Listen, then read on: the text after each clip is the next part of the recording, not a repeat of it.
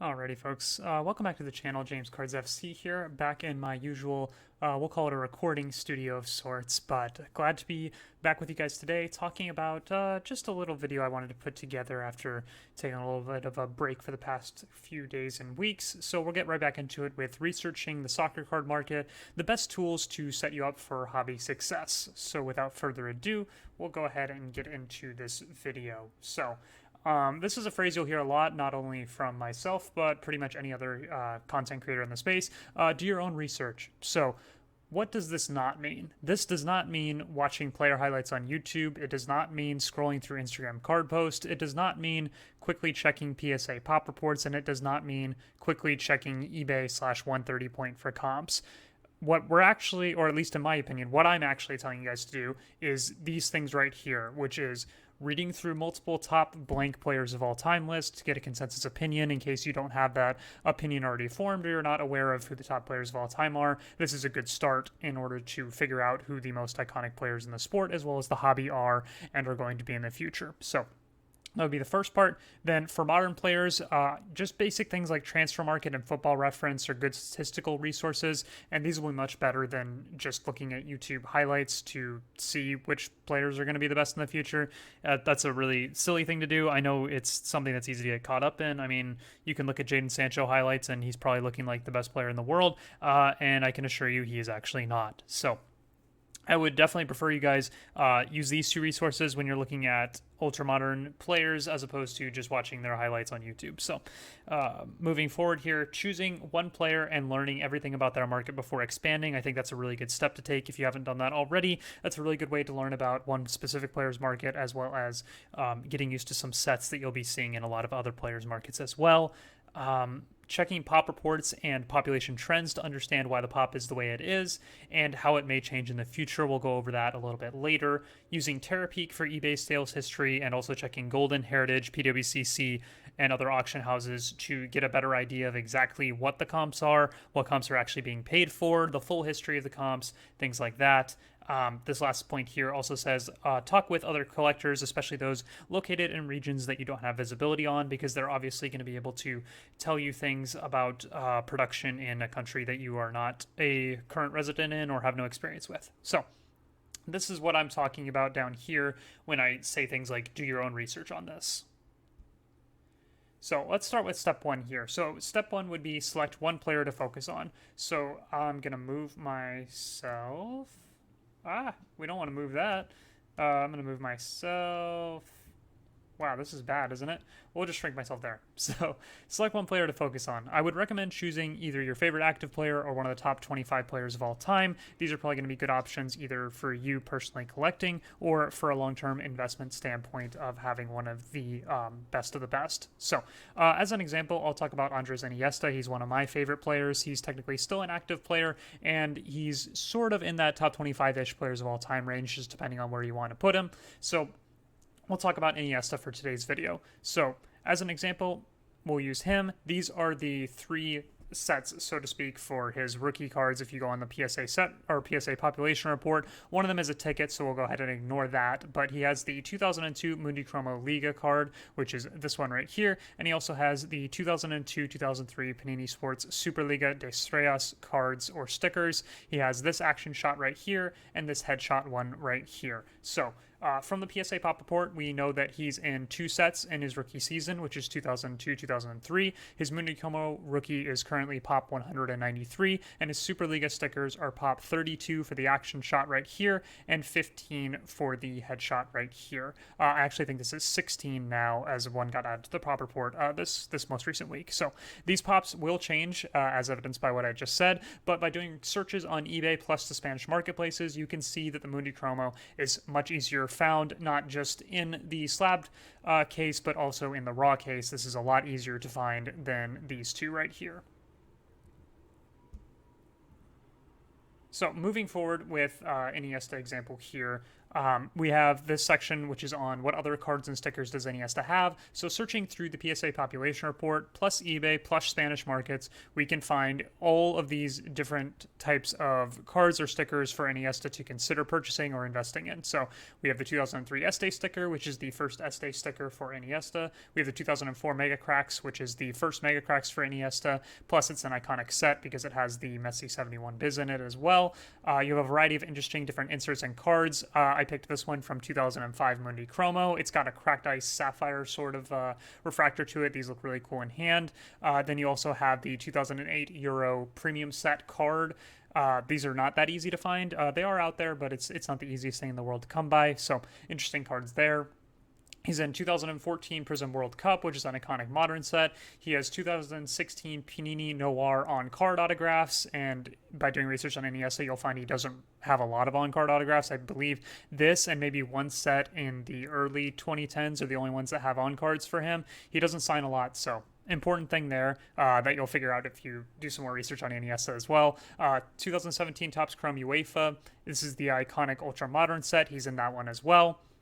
And so from knowing all this, you'll gain exposure to all these different sets, not just for NESTA, but for any other player that will be in these sets as well. So, for example, 2017 Topps Chrome UEFA, there are a lot of modern legends and ultra-modern, who we hope to be legends like Mbappe in the future, that also have this set and play by the same rules that are in this set. So, from this, what you can take away is that knowing what key issues are out there can help you understand the rarity and the value of each, and this gives you an advantage on the market because you can easily identify if new listings are underpriced or overpriced based on what you know about the market. So if you know that this card right here in particular is pretty rare and somebody listed for $5, you can probably say to yourself, wow, that's a lot rarer than this person is pricing it to. I'm going to go ahead and buy that. So just a quick example there, but as you do more research, you'll become more comfortable with the price points and the valuations of each of these, and you would then have that given advantage. So also, last point here is that understanding the set also applies to other players in the set. Like I talked about before,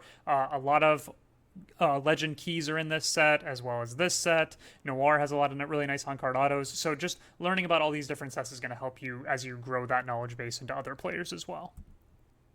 So now we'll move on to step 2, which is understanding comps. So 130 Point is a nice quick resource, but it only gives 90 days worth of eBay sales history, and it does not filter out items that were shilled or unpaid for. So for example, if somebody bids up a Messi rookie to 10K when it normally sells for 5K, that sale will be reported by 130 Point, and it might look real to you if you're just taking a quick second to look at what the most recent comps are. So apart from that, Card Ladder and Market Movers have really nice interfaces and features, but they're very limited in terms of these soccer cards, especially in pre-modern or vintage, and they charge monthly fees of $15 a month or more to use these platforms. So I'd say that's pretty expensive for what they're giving you, especially if you're in the pre-modern or vintage soccer market. So I wouldn't recommend paying for these features if you don't feel like you're going to use them to their fullest extent. And you can get all the information they're getting pretty much from these free resources that I'm going to give you down here. So I would be using Terapeak from eBay. They give you 365 days worth of data, but you can actually adjust this to get years beyond that worth of sales history just by going in the URL and changing the code for the start date. It's very easy. It'll say start date equals 16 something, a really long number. Just change the 16 to a 14 and you'll get, I think it's 3 or 4 years worth of history. That's really easy to do, and it gets you around the 365 day limit, but even 365 days is much better than what 130 Point or just the eBay sales history is giving you. So this, also the best part of Terapeak, besides giving you a much deeper sales history, is the fact that it automatically filters out items that went unpaid for. This does not fix everything, as sometimes you'll notice that a buy it now was hit at 3K when the most recent auctions are ending at 1.5K. Then you can assume maybe there's some funny business going on there. So you still have to do your due diligence, but it will filter out things that were not paid for in terms of being shill bid, and then there was no payment, so it goes back on auction. So this automatically filters that out for you, but you still need to do your due diligence when you see something that looks a little suspect. So Apart from that, we also have PWCC sales history for PWCC exclusive auctions that they currently run weekly or monthly, and it also gives you access to their full eBay historical auctions history as well, which scales back something like 10 or 12 years. So that's a lot of really valuable data as well, just to see how prices have trended over time. Goldin sales history is also really good if you're looking at the high-end version of the market. Not a lot of low-end sales on there, but in terms of high-end, they do have that sales history for you. Heritage has sales history as well, but this is limited for soccer, and other auction houses will also have their own sales histories as well. But again, those will be pretty limited in terms of the soccer offered on those platforms. So I primarily use Terapeak and PWCC to get most of my daily research needs. So let's apply this specifically to Iniesta. We're going to look at his 2002 Superliga sticker market. So on the left-hand side right here is a screenshot from Terapeak, and on the right-hand side we have a screenshot from the PWCC sales history section. So we'll start with the Terapeak one right here, and immediately you can see some really interesting trends. So in January of 2022, which was just about 5 months ago, we had a PSA 8 sale of the action shot for $1,300, nearly $1,400. 4 months later in April, it sells again, same grade, for $700. So it gets cut in half in price in just 4 months. And we see this trend also happen with the PSA 6. It sells for $280 on May 2nd, and then not even a month later, it sells for $224 on May 23rd. So it loses about $60 worth of its value in just under 3 weeks or so. We also have this PSA 10 sale. There's only 4 PSA 10s, I believe, in the pop report. That could change, but really strong sale here for the PSA 10. Big premium given on that. So interesting to see there. Yeah, so what we're going to take from this is, well, sorry, let me move over to the PWCC side as well here. We have a PSA 9 sale at 2.2K and a PSA 6 sale at $516 in... This would be March. So you can see the PSA 6 has gone from 516 to 280 and now to 224. The next one that comes up will probably be even lower than that, given the increasing pop report as well as what's going on in our market. So we also have the headshot here. What we notice is no Terapeak sales of the headshot have been made on eBay, and we only have 2 of the headshot sales here on PWCC. A PSA 9 that got a massive premium here of 4.5K. It's popped 2 with none graded higher, so that's a big premium there. And then the SGC 5 here got $444 in April, so near around this range for when the PSA 6 of the action shot was going for $300 or so. The the SGC 5 of the headshot was going for $444.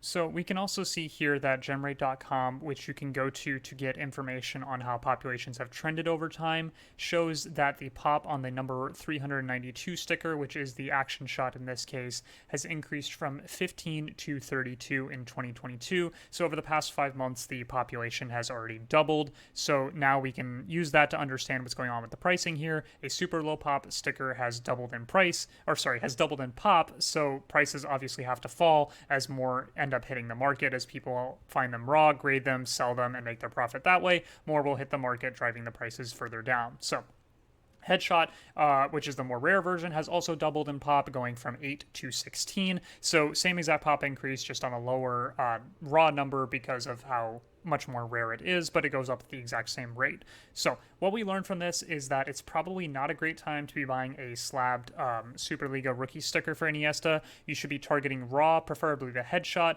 which will not be easy. If you go on eBay or the Spanish markets, you may not find any, but we know that this is not impossible because the populations of both have doubled over the past few months. So they are still out there, and there likely will be many more added to the pop report in the future. Maybe not at this rate, but definitely at some sort of slower rate in the future. So raws are still out there. I would be targeting those and avoiding slabbed for now, unless you're specifically looking at PSA 10s or highest grades. It's unlikely that we'll be seeing very many more of those hit the pop report. But with that being said, voice crack. With that being said, we will move forward to the last step here, which would be talk with other collectors. So there are some very knowledgeable Discord communities, the Soccer Study Discord community, the Vintage Soccer Discord community, among others, where you can interact with collectors from around the world. And Instagram also enables you to connect with collectors outside of your own country, which can definitely assist you in your research efforts going forward. So The example here is perhaps you find someone who can tell you about the production of Mundi Chromo versus Superliga in 2002